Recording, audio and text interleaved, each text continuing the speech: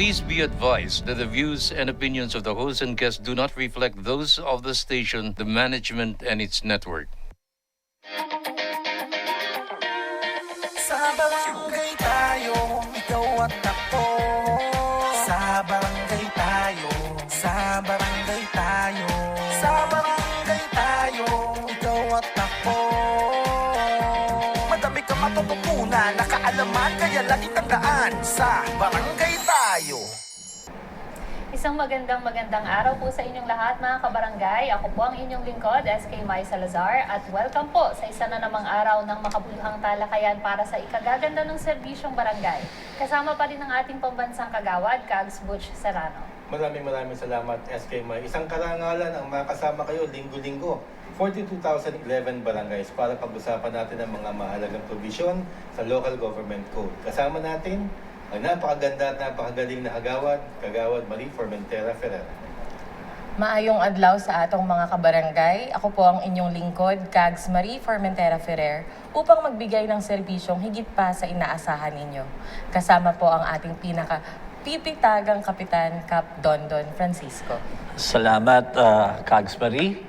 At salamat Barangay Councils na nanonood, pati yung mga constituents nyo. Sa mga kapwa ko public servants, ang tanging may iwan lamang natin ay ang ating serbisyo. Ika nga, performance speaks. Kaya samahan kami dito sa Barangay Tayo. Isang napaka-init na pagsalubong pala kay Cap Dondon ng linggong ito at saka ang episode na ito dahil nawala ko siya ng isang araw. Cap, kamusta naman yung pinagagawa ninyo sa inyong barangay? Nako, sobrang busy, Kags Butch, kasi siyempre naatasan kami ng aming local government unit, ang mayor, mayora, na mamigay ng mga ayuda para sa kanila. Tapos sobrang busy. Merong mga pictorial, merong mga pagpunta sa City Hall na medyo kinatutuwa ko kasi ang nabigiging benefits po ay, ang nagbibenepisyohan ay mga taga-namayan at mga taga-barangay sa amin. Yun. Wow, Christmas season. Abangan niyo po yung aming special episode for our Christmas presentation po sa inyo. Wag po kayo mag-alala, wala akong magsasayaw sa amin. Sure po ba kayo? Oo, ito si Kags Marie, tanongin natin. Gusto mo bang magsayaw din eh? Magsasalita na lang po tayo mga kabarangay. Si Kags Marie sumeksi, no? Umayat, no? Hindi ka, matagal Long lang tayo time no hindi look. nagkita. Oo. Pero ito pala yung kompleto tayo ulit. Yes. Kaya napaka-special itong Tagal. episode na to. Sa sobrang special po, feeling ko po attend po tayo ng session sa Senado, sa Oo Congress. nga eh. Very formal po tayo today. Galing lang po ng isang kasalan. Kaya naka-wrong ba? Medyo mga tekats na nga ako eh.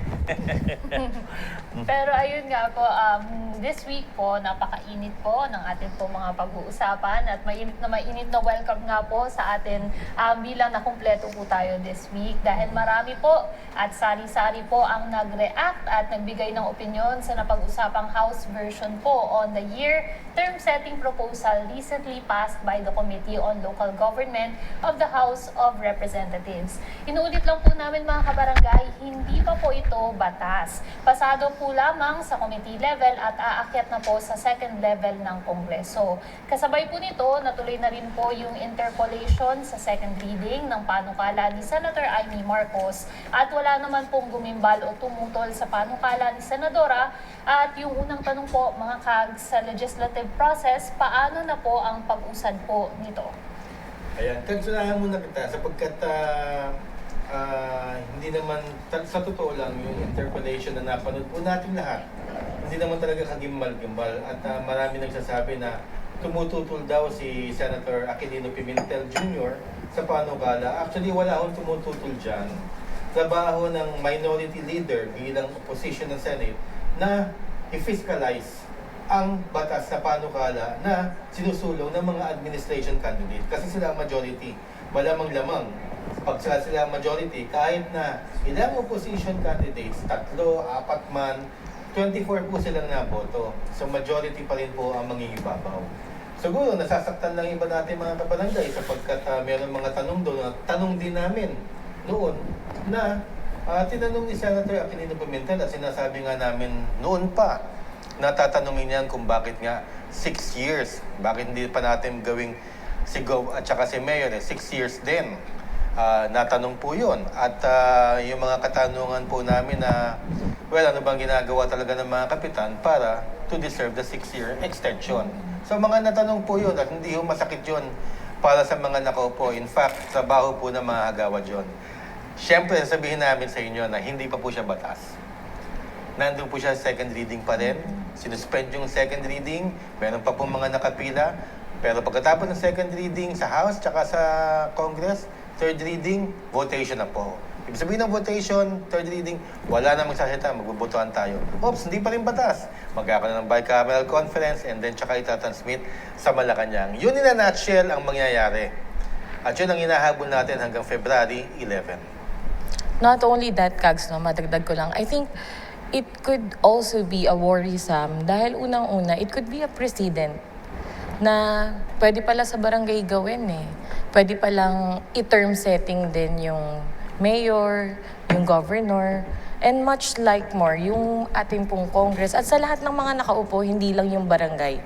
But this one po, I think it could really be a precedent sa mga iba pang mga posisyon na pwede palang not i-extend but to set another term for them. Kasi nga, ang laging dahilan, kulang yung panahon, yung pagkakataon. And eto kasing sa barangay kasi, I think may mga tama naman yung mga lagi natin sinasabi na kapag maganda yung ginagawa, napakaswerte ng barangay. Lalo na kung may extend sila, hahaba yung panahon ng paglilingkuran. Pero at the end of the day, yung time kasi hindi lang naman yun ng basehan. Dahil marami pong, sabi nga nila, kahit nakaupo ka o hindi, makakatulong at makakatulong ka pa rin eh. So, ito talaga ang pinakamainit na pinag-uusapan ngayon, lalo pat papalapit ang 2025. Ewan ko ba kung bakit sinafile yan tuwing malapit na election. Alam nyo rin yun, tanong nyo rin yun. Pero, well, pupunta po tayo sa ating pinagbibidahan. Kap, ano muna masasabi niyo initially din sa issue ito? Alam ko mainit na Kap, ulo ni Kap. initial lang daw. Natatakot tuloy ako pag tumitingin sa akin. Kap, initial lang daw po. Initial muna. Pahapyaw lang po. Second termer ako eh. So Ay. alam nyo na. Congratulations, last term na ni Kap. Pero wala pa naman, Kap. Wala pa Hindi pa siya talaga Hypothetical lahat itong siya. pinag-uusapan natin. But I think, magandang platform to para marinig din. Para Baka baka- makonsidera, diba? Well, ito ang platform talaga ng pag-uusapan kasi all barangay matters dito yun.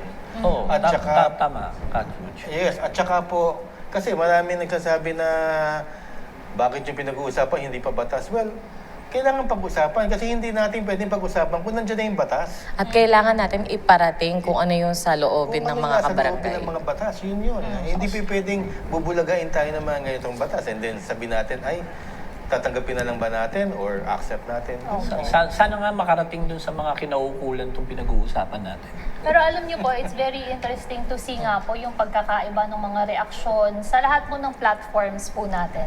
Meron po tayo sa atin pong YouTube channel, of course, doon po natin ina-upload lahat ng ating latest episodes. Meron din po tayong ina-upload ng mga updates sa atin pong Facebook and TikTok page. And meron pong pagkakaiba din sa kung sino po yung mga nagko-komento at nagre-react. Madalas po ang atin pong mga barangay officials na nakaupo o nagbabalak pa lang pong tumakbo. And then there are also yung side po naman ng mga constituents naman po na meron pong mga reaction sa kung gusto po ba nilang matuloy po itong batas na ito or ito pong proposal na ito sa kanila pong lugar.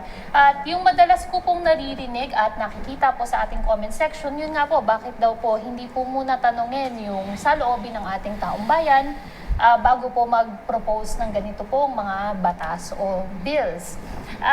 Kags, kanina po napag-usapan po natin, yung gusto lamang po natin linawin sa ating mga kabarangay.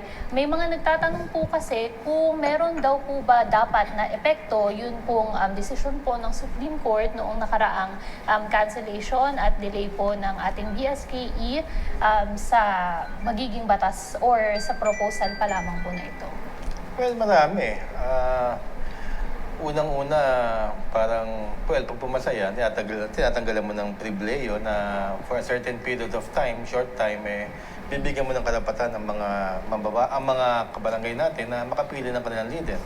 Hindi mo pwedeng tanggalan at hindi mo pwedeng iksian ang termino nila from 3 to 2. O kaya ito na nga, mapipilitan sila mag-last term. Lalo nga na yung mga second at third termers. Pero marami yan. Kaya lang ayoko munang i-preempt kasi hindi pa natin nakikita yung final bill. At bilang paalala lang din po, Kags, of course, we are very open naman po sa atin pong mga komento at sa mga reaksyon para nalalaman din po natin kung ano po yung sa loobin ng ating mga manonood. Pero bilang personal na reminder ko lamang din po is let's be respectful po sa ating pong lahat ng mga plataforma. Iwasan po nating mag-ahoy-away. Alam po nating mainit yung usapan po dyan, pero there is a way po para magbigay ng impormasyon at ng komento nang wala pong dinidisrespect na ibang tao, bilang paalala lamang po. At ito nga po next po natin na tanong, marami din po yung mga nag-comment na third-termers po na okay na po sa kanila yung binigay na extension at sa mga first-termers naman daw po okay rin daw. Pero meron pong iilan sa mga second-termers yung bigla pong nagtaka at nawalan na raw po sila ng pangatlong termino or bakit patapos na sila sa 2029. Kung meron man po tayo tatanungin na second termer sa panel po natin today, wala pong iba kundi po si Cap Dondon. So Cap, ano po ba yung naging reaction po ninyo at opinion po ninyo sa House version po ng panukalanan po? Pero bago siya sagutin ni Cap, lilinawin lang po namin mga kabarangay. Ang second termer at third termer na kagawad at kapitan, hindi na pwede ma-re-elect. Pero pwede pa po silang tumakbo sa ibang posisyon. At kung pahinga kayo ng isang termino, ay pwede pa rin po kayong bumalik. Pahinga kayo na 6 years. Tagal, no? Anyways. Okay ba? Okay, Cap. The floor is The yours. The floor is yours, Mr. Okay. Thank you Mr. sa inyo. Honorable Kapitan. Mr. Okay, Second sa- and last termer. Mr. Last term. Last term tuloy ako bigla. Hindi. In fairness naman, kasi hindi pa naman to batas. So, kung batas na ito, siguro saka talagang dun maghihimutok pag batas na to. Pero ngayon, may pag-asa pa na at least marinig tayo, makita yung wisdom, kung may wisdom man, at malaman nila kung saan tayo nanggagaling. Kaya, ang tanong nga, bakit ba natin kailangan talakayin ito? Kung wala naman itong sinasabi natin ay direct influence sa mga nasa legislative. Well, parang el filibusterismo saka no limitangere. Sinabi yun, ginawa yun ni Rizal, pero hindi naman agad-agad nakuha ng Pilipino yun at nag-akla sa mga Pilipino during that time. Nakita nila unti-unti. Itong mga sasabihin ko, hopefully, sana makita rin unti-unti ng mga mambabatas. At the same time, para at least meron tayong objective and factual, tayong mga kapitan, tayong mga kagawad, tayong yung mga constituents. May objective and factual tayo, na knowledge. Okay. Una muna, meron mga questions na dapat i-raise. Sino ba proponent? Ano lang natin. Ang proponent sa Senate, si Senador Amy Marcos. Nakikita niyo naman, napapanood niyo na. Dito naman sa House, si Congressman Martin Romualdez, ang speaker, ang proponent po na ito, na based on his promise during the recent Liga ng Barangay Convention. Sinabi niya po ito. Siyempre, na-influence niya ngayon yung mga kasama niya na gumawa ng isang batas. Pero siya yung may, siya yung brains. Okay. Number 2, tanong, where is the genuine periodic elections as stated in the first salient point of the Supreme Court decision? Nung pinospone, di ba nagkaroon ng petition kasama ni Attorney Mac, yung mga iba pang mga abogado. Merong sinasabi rito na first, the court declared that the free and meaningful exercise of the right to vote as protected and guaranteed by the Constitution requires the holding of a genuine periodic elections, which must be held at intervals which are not unduly long, hindi masyado mahaba, and which ensure that the authority of the government, continues to be based on the free expression of the will of the electors. Yung free expression ng mga botante, hindi yung pinasa lang at pinilit kami na kami na. Yan. Yan yung sa extension. Ang mga tao ay may karapatang bumoto ng may kalayaan at may katwiran base sa konstitusyon. Section 1, Article 5 of the 1987 Philippine Constitution. Yung right of suffrage. Okay? Tapos 2.2, yung unduly na sinasabi means unwarranted. Kung hindi naman kailangan mahaba, bakit kailangan pahabain? Ang local government, mayors, governors, etc. ay may term lamang na 3 years. Bakit kailangan mas mahaba ang sa barangay? Kung kaya nila, kaya din natin. Huwag sabihin na 2 years lang, ano namin, unconstitutional yun. No. Ang gumawa ng batas ay, ang gumawa ng desisyon ay Supreme Court. So definitely, hindi gagawa ang Supreme Court na unconstitutional kung bakit 2 years lang tayo ngayon. Merong may kasalanan dyan. Bakit naging 2 years lang tayo? Ayoko ng pero senadora yun. Okay. Ang mga tao ang nagbibigay ng authority sa kanilang mga leader sa ating demokratikong pamahalaan. Ang pinaka-qualified na paraan nito ay ang pagboto na ang taong bayan na nagbibigay ng mandato sa leader sa pamahalaan. Point 3, ang probisyon na holdover capacity is not essentially a legislative appointment, which is not unconstitutional. Anyways, hindi unconstitutional kasi kapag alimbawa, Kags Marie, na-extend tayo o na-extend kami, para kaming, ang nag-appoint sa amin na ay ang legislative branch. Okay. Hindi naman unconstitutional yun. Pero yung haba, medyo nawawalan ka na ng mandato eh. Nawawalan ka na. Tapos may guidelines ba? Nabasa ko yung nilabas, Kags Butch, wala namang guidelines eh. Kung ano yung dapat mangyari. Hindi malinaw yung provisions actually. Hindi malinaw. Laging tinatanong sa Supreme... Okay, ganito na lang. Basahin niyo po yung recent o yung desisyon ng Supreme Court noong 2023 July. Lumabas po ito. Basahin niyo po doon. Himay-himayin niyo. At doon yung makikita po kung ano yung sinasabi ko. And lastly, okay, hindi ko na, haba kasi nito eh. Baka mamaya, siguro sa mga dito na lang po ako. Ano ba mga napapansin natin kapag eleksyon ng barangay? Di ba mas personalan? Di ba mas mainit ang labanan?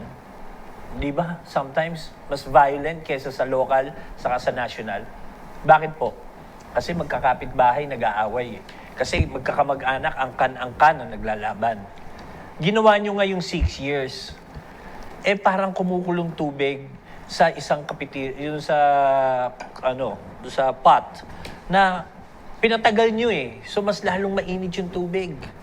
Mas lalong magiging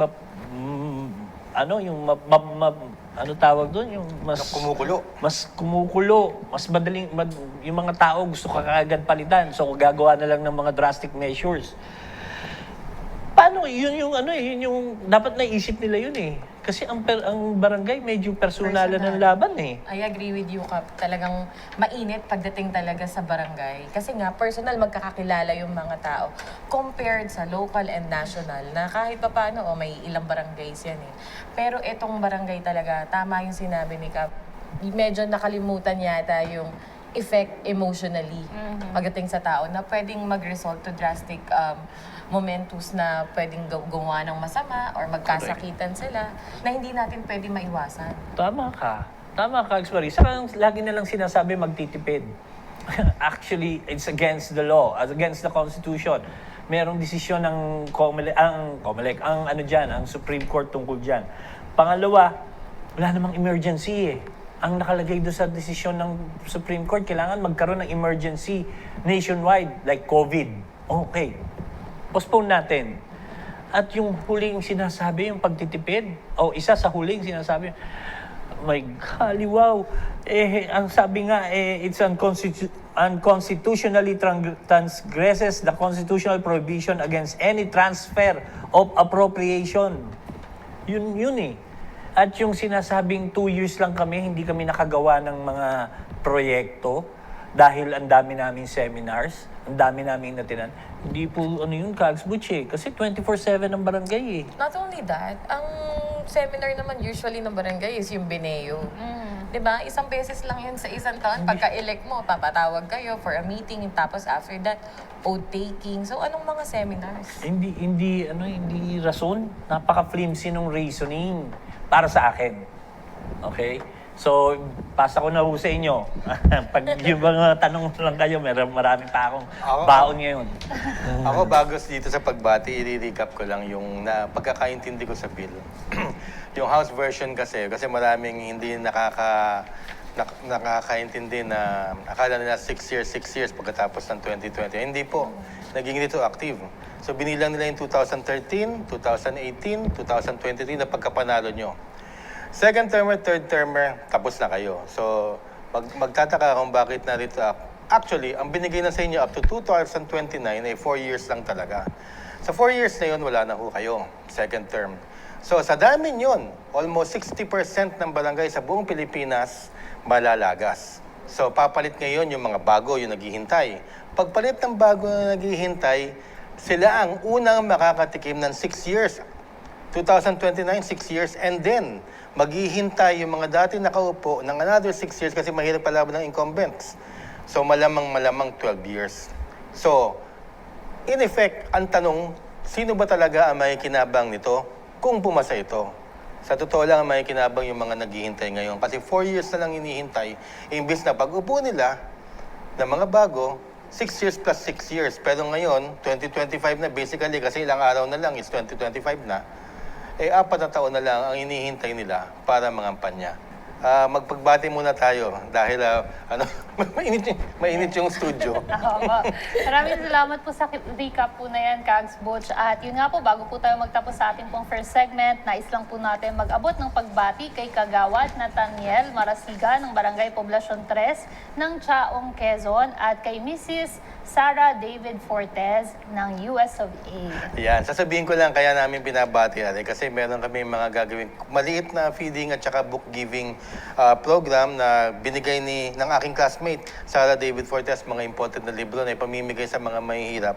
Diyan po sa Barangay Poblacion, Chaong, Quezon, care of Kagawad Nathaniel Marasigan. Pero makakasama po namin ang kanilang kapitan at buong council, kanilang buong barangay. Maraming salamat in advance. This weekend po yan. Maraming salamat po sa inyo.